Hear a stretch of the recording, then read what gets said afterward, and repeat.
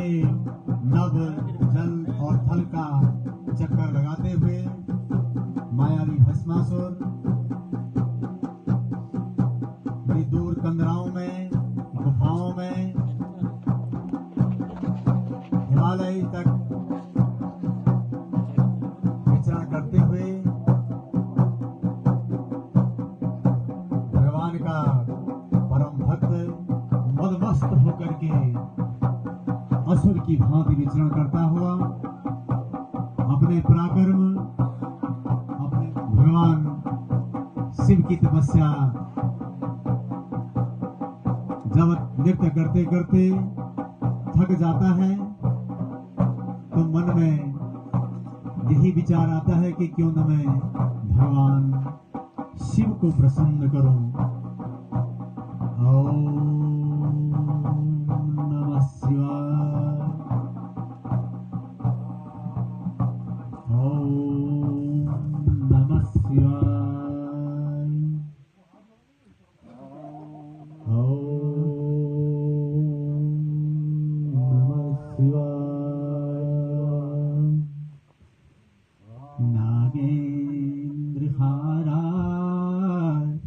त्रिलोचनाया भस्मांगरागाय नमः शिवाय। का ही रात दिन कई वर्षों तक जप और तप करता रहता है और इस तरह सब भगवान शिव प्रकट होते हुए भस्मासुर की तरफ कि मेरा भक्त मेरी पुकार कहाँ कर रहा है। भक्तों के अधीन भगवान है, जहाँ भक्त पुकार कर लेते हैं वहाँ भगवान पहुँच जाते हैं। इस तरह से भगवान शंकर प्रकट हो जाते। बोली शंकर भगवान की। शंकर भगवान भस्मासुर के सम्मुख आ जाते हैं और भस्मासुर की तपस्या को फिर सामने आकर के वो भस्मासुर को विचलित करते हैं, उनकी तपस्या भंग करते हैं कि मुझे पुकारने वाला इस त्रिलोकी में कौन है। हे भस्मासुर, भस्मासुर मेरे भक्त जागो, जागो मेरे भक्त। हे भस्मासुर जागो अपनी इस तपस्या से। आपकी तपस्या से बड़ा प्रसन्न हो।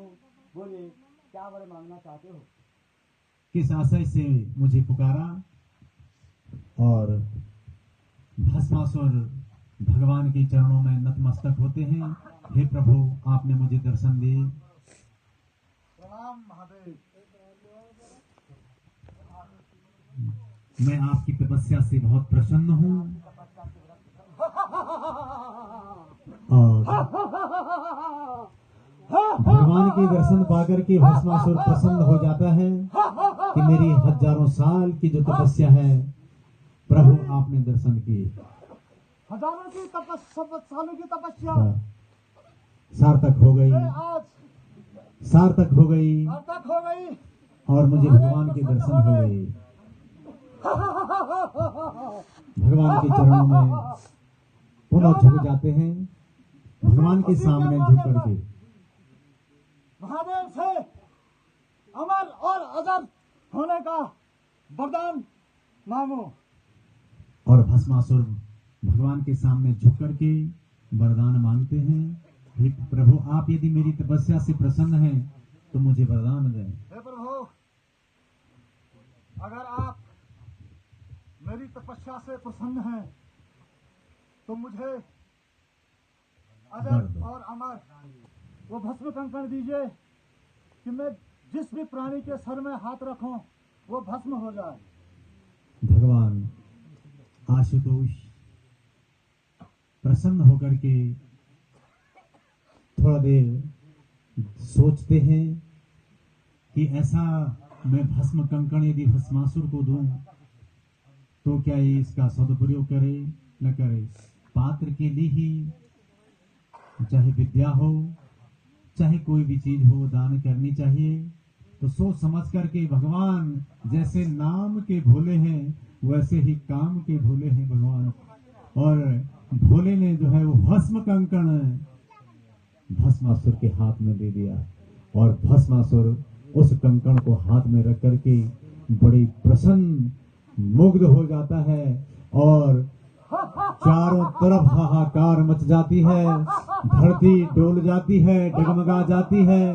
ब्रह्मलोक, इंद्रलोक, स्वर्गलोक, पाताल लोक, सारी दिशाएं कंपितमान हो जाती हैं। ये क्या कर दिया है भगवान आशुतोष, भगवान भोले, आपने ये भस्म कंकण किसके हाथ में दे दिया। उस भस्म कंकण को प्राप्त करके भस्मासुर त्रिलोकी के साथ साथ इस धरती, स्वर्ग, पाताल, मृत्यु आदि में अपना पूरा आधिपत्य जमा लेता है। महादेव ने यह भस्म कंकण दिया है तो क्यों ना सबसे पहले इस भस्म कंकण का प्रयोग इस भोले को ही ऊपर ही क्यों न किया जाए और उस भस्म कंकण का जो प्रयोग है शिव को भस्म करके शिवलोक को प्राप्त कर भगवान लो। को अपनी पटरानी बनाया जाए। भगवान शिव के दिए हुए वरदान को, उस भस्म कंकण का प्रयोग भगवान शिव के ही सर पे करने के लिए उद्यत होता है और उग्र रूप धारण करके, क्योंकि सामने भगवान आशुतोष ही है।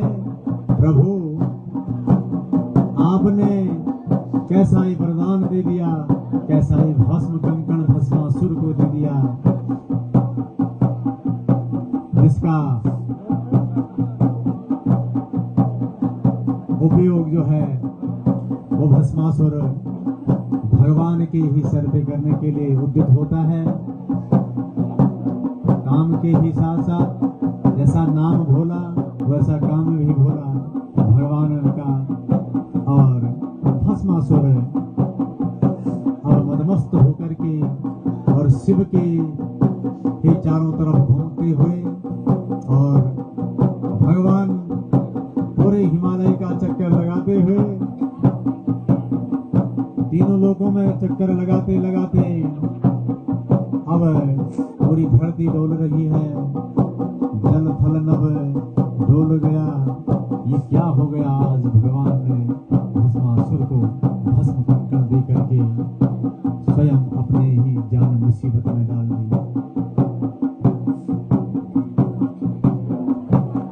और कई गुफाओं में, कंदराओं में और झाड़ियों में चलते चलते जो है भगवान अब दौड़ रहे हैं, भी पानी से प्रसन्न हो जाते हैं।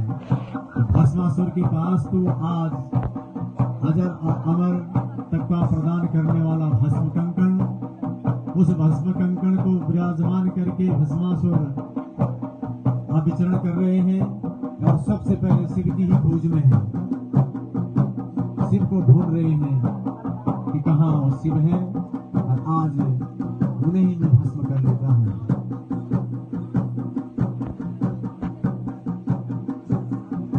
तो कुपात्र के हाथ में गई हुई चीज मदमस्त होकर के किसी समय धरती पे गिरता है और धरती से उठता है। भस्मासुर धरती को कंपित कर देता है, धरती पे गिर करके ही धरती कांप जाती है उसके पराक्रम से, क्योंकि भस्म कंकण साथ में है। और उधर भगवान शिव शंकर अब भगवान विष्णु का स्तवन कर रहे हैं, भगवान विष्णु का वो ध्यान कर रहे हैं। ब्रह्मा जी पे जब भी विपत्ति आई, आपने कल देखा होगा, तो वो भी सीधे भगवान विष्णु के पास गए। आज मुसीबत में भगवान शंकर फंस गए हैं और उन्होंने भी आसरा भगवान विष्णु का ही लिया है, कमल नयन का, माँ भगवती लक्ष्मी जिनके साथ विद्यमान है। भगवान शिव अब यहाँ पे भगवान विष्णु का पूजन कर रहे हैं, ध्यान कर रहे हैं।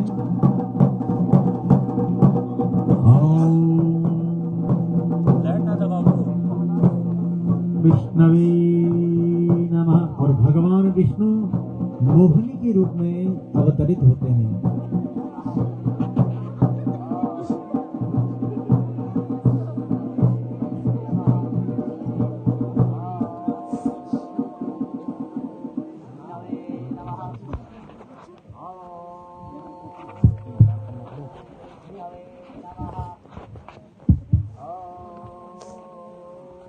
विष्णवे नमः। ओम विष्णवे नमः। ओम विष्णवे नमः। ओम शांताकारं भुजगशयनं पद्मनाभं सुरेशं विश्वाधारं गगनसदृशं मेघवर्णं शुभांगं लक्षकेतनाथं कस्तूरीतिलकं ललाटपटले वक्षस्थले कौस्तुभं नासाग्रे वरिमोक्तिकं करतले करे कंगनम।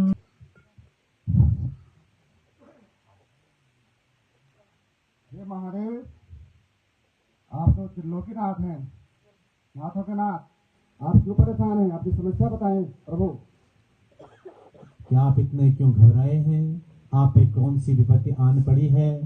तो भगवान शंकर कहते हैं कि मैं अपने भक्त को भस्म कंकण दे चुका हूँ और वह उस भस्म कंकण का प्रयोग मेरे ही ऊपर कर रहा है।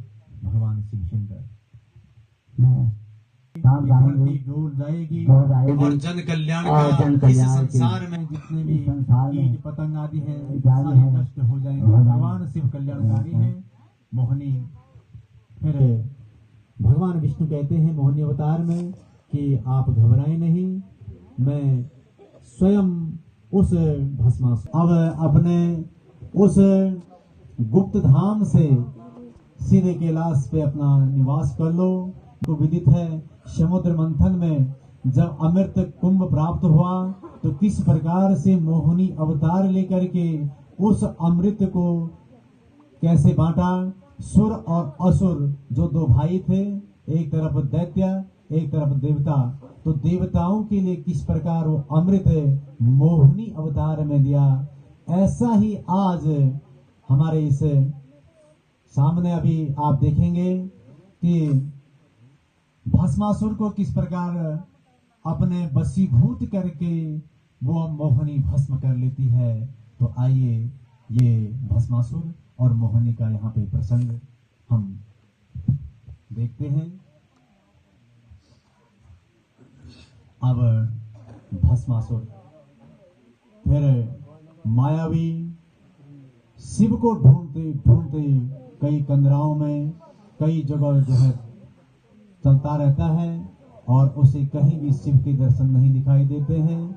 और भस्मासुर मदमस्त होकर के विचरण कर रहा है, हाथ में भस्म कंकण लेकर के, चाहे उसके सामने कीट पतंग भी आ रहे हैं वो भस्म होते जा रहे हैं।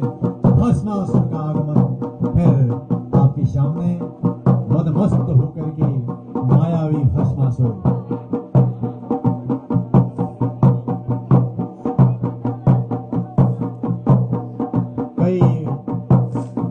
बीत जाता है भस्मासुर को भगवान को ढूंढते ढूंढते, लेकिन भगवान को विष्णु के कहने पे अपने कैलाश पे निवास कर लेते हैं और मोहिनी मदमस्त होकर के जा रही है। सामने भस्मासुर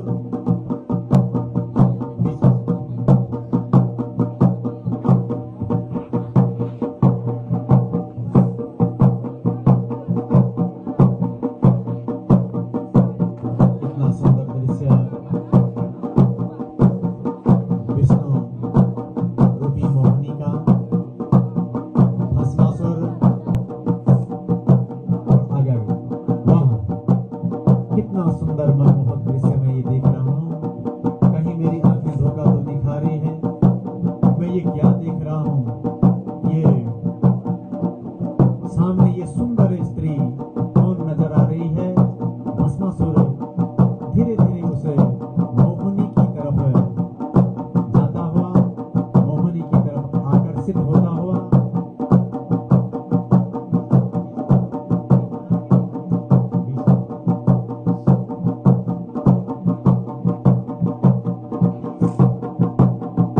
सुंदर दृश्य यहाँ पे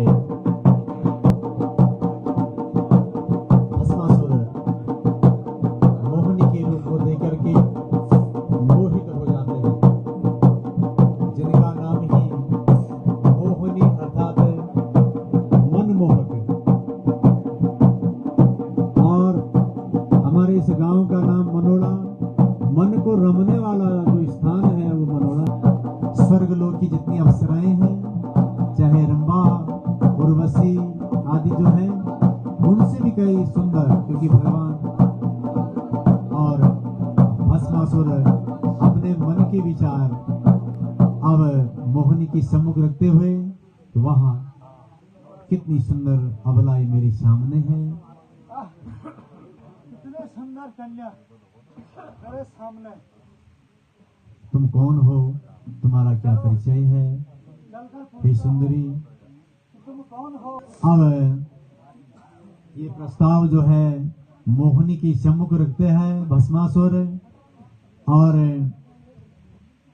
ये मोहिनी भस्मासुर से कहती है कि आप ये बहुत बलशाली हैं, आपके वैभव को देखकर के मैं भी प्रसन्न हूं, लेकिन तुम इतने बड़े पराक्रमी हैं, मैं एक अबला हूं, कहाँ आप और मेरा संबंध हो सकता है, मैं एक साधन से अबला हूं।